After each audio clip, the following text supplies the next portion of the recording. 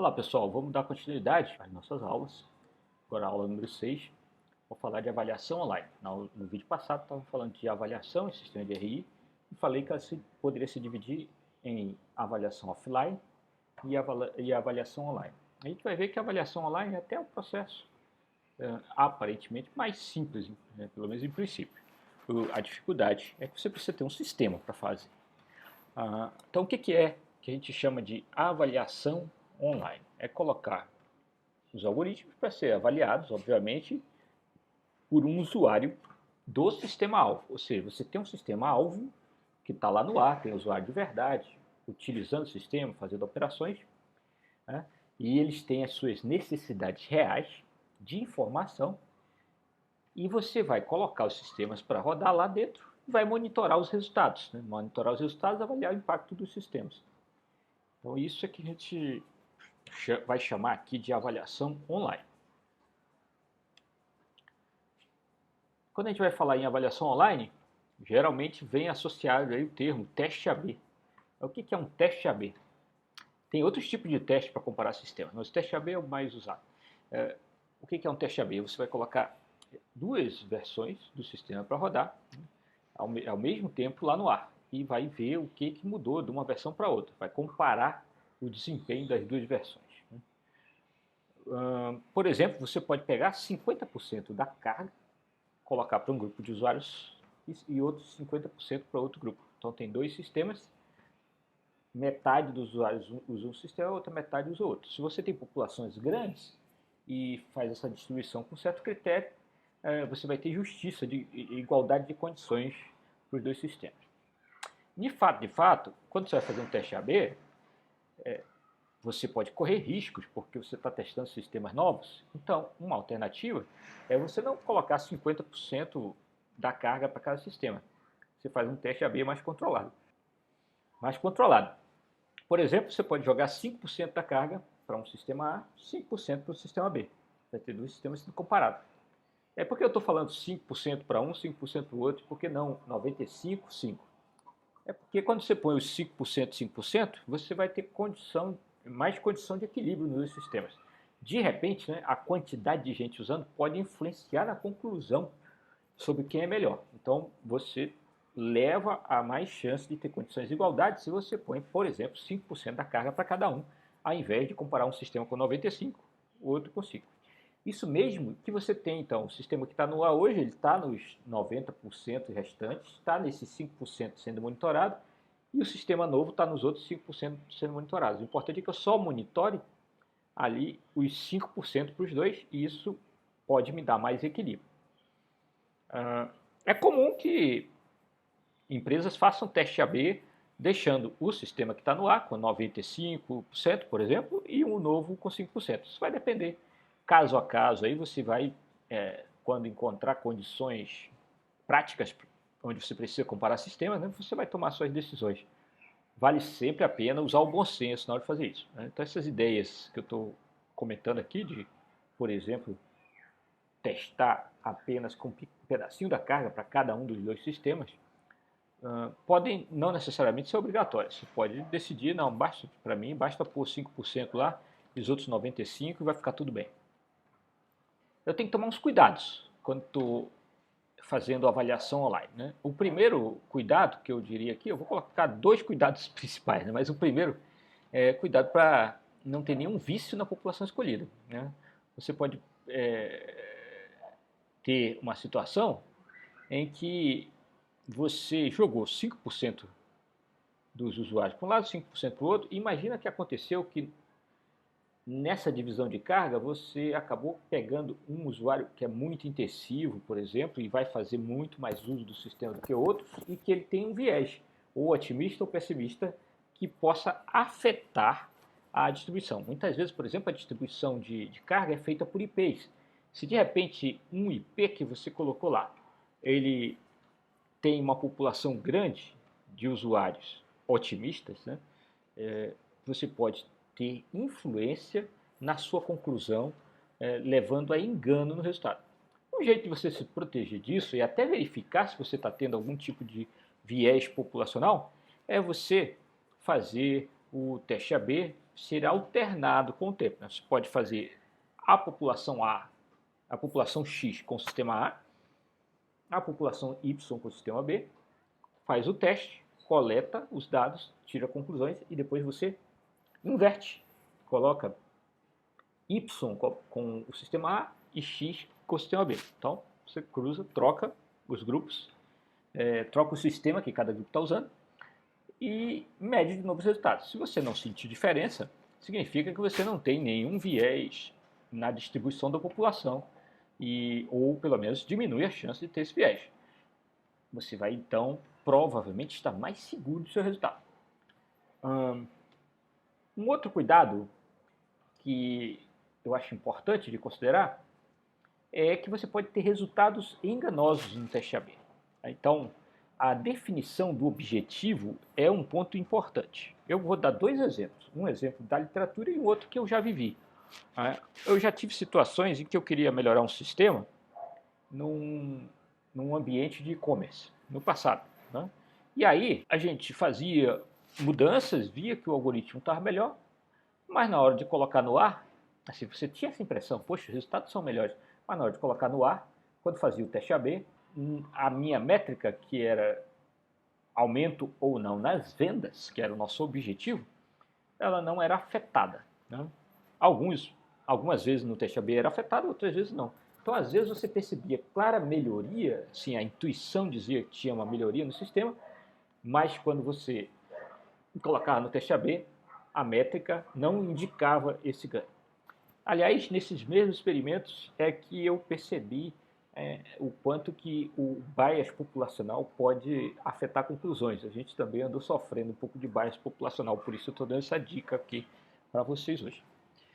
Um outro exemplo bem bacana de como você tem que tomar cuidado com resultados enganosos está nesse artigo aqui do Coave, né, e outros, onde ele fez uns experimentos em ambiente online e falou que algumas pegadinhas que você pode encontrar nos resultados, né, e explica os motivos dessas pegadinhas. Então, essa KDD é uma conferência de Knowledge and Data Discovery, que é uma conferência fortíssima na área, né, de KDD. Isso aqui é uma área da computação muito próxima aqui de RI, e essa é uma das conferências top da área. Então, é um artigo, uma conferência muito boa, de 2012. Já tem um tempo esse artigo. Mas o que é legal? Eles comentam de um resultado de um experimento com o sistema de busca, onde houve um bug na hora de colocar o sistema de busca, a versão nova no ar.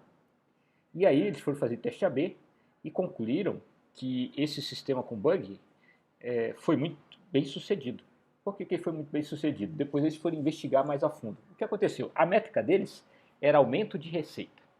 Aumento de receita com propaganda no site onde eles estavam fazendo busca.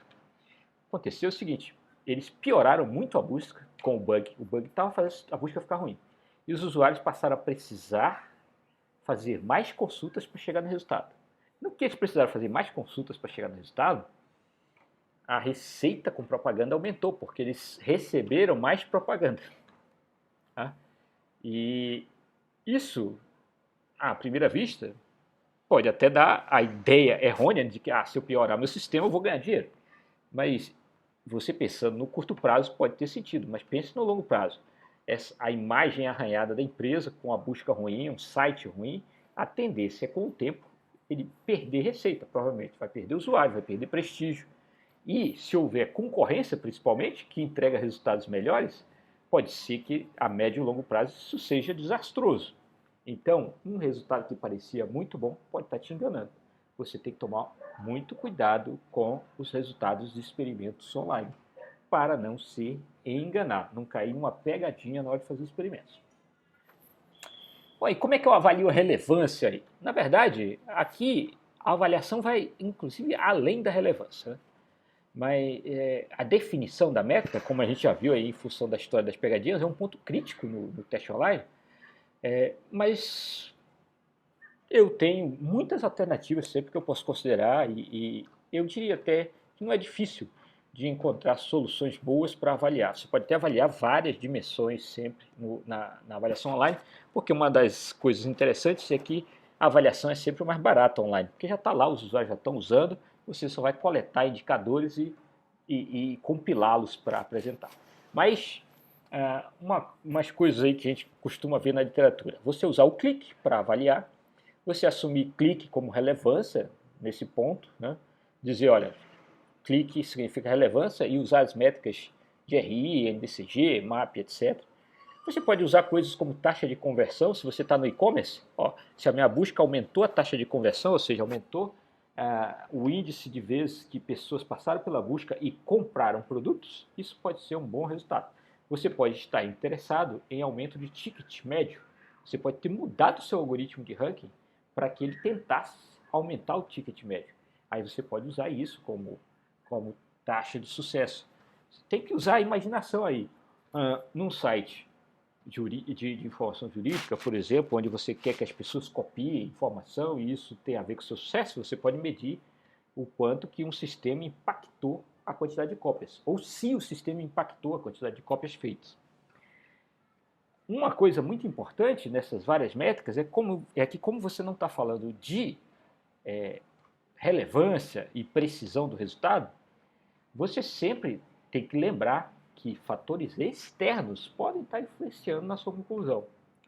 Por exemplo, se na semana que eu vou fazer um teste AB novo, vou pôr um sistema novo no ar, aconteceu algum problema econômico, as pessoas estão segurando o dinheiro, não estão querendo comprar, e você começa a testar um sistema novo e vê que não houve aumento nas vendas, você pode tirar uma conclusão errônea de que não é bom colocar aquele sistema novo. Ou, por exemplo, se aquele sistema novo tentava favorecer produtos mais caros e você tinha do seu teste a conclusão de que era melhor isso. E de repente está ali com aquele problema econômico e as pessoas estão buscando naturalmente baixar o valor de compra das coisas, estão querendo produtos mais baratos. Aí seu ticket médio vai cair durante o teste e você pode ficar frustrado. Então fatores externos sempre podem afetar os seus resultados. Lá num site jurídico, de repente, pode ser que não tenha o documento que os documentos que os usuários estão buscando. Houve uma falha no sistema de coleta naquela semana e informação relevante que deveria estar lá não está. Aí você vai medir o desempenho do seu sistema e conclui que ele não melhorou os resultados naquela semana. Sei lá, tem muita coisa que pode estragar aí o seu experimento. A coisa bacana de fazer sempre teste AB é que muitos desses fatores eles vão afetar os dois sistemas simultaneamente. Só que às vezes alguma propriedade do sistema A é mais afetada pelo fator externo do que a do B, e isso pode afetar de qualquer maneira a sua conclusão. Você tem então que pensar sempre em estratégias para remover qualquer tipo de viés que possa afetar seus resultados. Infelizmente, você tem que analisar esses tipos de situações caso a caso quando você está fazendo o sistema. Aqui no nosso mundo acadêmico, no mestrado, no doutorado, raramente você vai ter acesso a sistemas para fazer teste AB. Mas você pode, ainda assim, tentar. Você pode fazer teste AB em menor escala. Por exemplo, colocar um sistema no ar e divulgar para que pessoas experimentem. Você pode fazer isso e fazer testes AB e avaliação online. Mas, em geral, quando a gente está falando em avaliação online e testes AB, a gente está falando de fazer isso já em sistemas lá em empresas que têm usuários, de preferência que tem bastante usuários. Quanto mais usuário, melhor. Uma coisa bem importante quando a gente fala em avaliação online é não confundir a avaliação online com treino online. Por que treino online? Nós vamos falar mais para frente disso. É que você pode usar Machine Learning, aprendizagem de máquina, em RI, para desenvolver algoritmo de ranking. Nós vamos falar bastante disso mais para frente. E quando você vai fazer isso, você pode treinar o sistema usando o resultado das interações dos usuários no sistema. Isso a gente chama de treino online. Isso é diferente de eu querer comparar dois sistemas, porque quando eu faço um treino online, eu tenho muito mais preocupação com bias. Eu tenho provavelmente o intuito de descobrir o que é bom, o que é ruim no sistema, para depois treinar o algoritmo de ranking e aí sim poder fazer um teste AB, colocando dois sistemas para comparar. Então, o impacto de uma decisão errada sobre o que é relevante ou não, num treino online, é muito maior do que numa avaliação online. A avaliação online, eu diria então, em grau de dificuldade, é mais fácil fazer avaliação online do que treino online. Então, a diferença aí para fixar no treino online, eu quero descobrir formas, né, de aprender funções de ranking usando interações passadas dos usuários ali, né, para inferir o que é relevante, o que é bom, o que é ruim no resultado e aí treinar sistema. Na avaliação online, eu tenho dois sistemas que eu quero comparar e eu quero saber qual que é o melhor dos sistemas. Na avaliação online, eu posso, por exemplo, fazer coisas como deixar os dois sistemas rodando por um tempo lá e ver o que acontece. No treino online, eu tenho que aprender o que é relevância para ensinar isso para os algoritmos de machine learning. Bom, e como sempre, vou dar umas dicas de material para vocês lerem. Lembra que ler mais, procurar artigos, sempre é uma boa prática para vocês aplicarem quando forem trabalhar, quando tiverem fazer mestrado, doutorado. Né? Você vai fazer, te deram uma missão, vou fazer avaliação online, vou estudar o melhor jeito de fazer isso. Dá uma lida, procura na literatura, vê o que andou saindo de novo, vê o que estão dizendo, para ver se você não aproveita conhecimento já de gente que estudou o problema para acelerar o seu trabalho, para melhorar a qualidade do seu trabalho. Você vai fazer trabalho de disciplina, dá uma lida também, vê se você não consegue melhorar a qualidade do seu trabalho. Você vai fazer trabalho de mestrado, graduação, doutorado, iniciação científica, faça a mesma coisa. Então vamos lá, eu separei dois artigos, não significa que são os melhores nem nada, mas dois artigos que têm resultados bem interessantes. O primeiro é do Fox et al. Aqui, que foi num workshop do Cigayar, voltado, em 2003, voltado para avaliação online, para que eles chamam de métricas implícitas ali. A conclusão dele é o tempo que o usuário passa em uma página e o número de cliques são indicadores de satisfação do usuário. Ou seja, se você está comparando dois sistemas com TXAB, quem tem mais clique provavelmente é melhor. Quem tem mais clique qualificado desse que o usuário clicou e passou um tempo lendo, é melhor. Então, notem que o experimento deles queria fazer teste AB, queria saber isso, quem é melhor. Então, eles verificaram que havia correlação entre o melhor sistema e o que tem mais clique, e entre o melhor sistema e o que tem mais clique qualificado, ou seja, clique onde o usuário passou tempo lá olhando a página. Então, esses dois indicadores de clique e de clique qualificado, que o usuário passa um tempo lá, ele concluiu que são bons para comparar sistemas. Aí você olha o trabalho de baixo que eu separei, do Cigayar 2004, da Kelly e do Belkin, né, que eles fizeram também experimentos sobre o tempo que as pessoas passam olhando resultados e tudo, para avaliar se eles são indicadores de relevância. E eles concluíram que o tempo de leitura não é um indicativo seguro de relevância. Aí você pode pensar assim, poxa, mas é conflitante com o de cima. Não é bem assim. No de baixo, eu estou perguntando, clique e clique qualificado são indicadores de relevância? Sim ou não? E lá no de cima é, clique e clique qualificado servem para eu comparar dois sistemas e dizer quem é melhor? No de cima, a resposta é sim. No de baixo, a resposta é não. Tem um outro trabalho que eu vou tirar aqui do PowerPoint, que eu acabei não colocando ele aberto para vocês ali no PowerPoint, mas eu estava aqui folheando ele ainda agora, que é esse trabalho aqui do Thorsten Joachims, né, da Universidade de Cornell. O Thorsten é um pesquisador que há muitos anos estuda essa coisa do relevance feedback implícito, ou seja, da avaliação online lá em sistemas de busca e tudo. E esse artigo dele aqui foi até um artigo premiado, que é de 2005, do Cigayar, que teve no Brasil, lá em Salvador, e foi premiado em 2016 como um artigo que sobreviveu ao tempo, porque os resultados dele continuam valendo. E nesse artigo aqui, ele também questiona se clique significa relevância, também conclui que não, e ele dá várias dicas de como você pode começar a tirar o bias do clique para inferir relevância a partir de cliques. E ele testa aqui 5 alternativas. Então esse é um artigo interessante também para ler. Vou deixar aqui para vocês verem fácil. Aqui, ó, Podem olhar e procurar o artigo para vocês lerem depois. É um artigo interessante. Tem muitos outros artigos sobre isso, mas esse assunto de dizer se o clique significa relevância ou não é um assunto que a gente vai abordar mais um pouquinho para frente no curso, quando nós vamos falar de Machine Learning aplicado a RI. Tá? Então vai ser na hora de a gente falar desse assunto é que eu vou me aprofundar nessa coisa.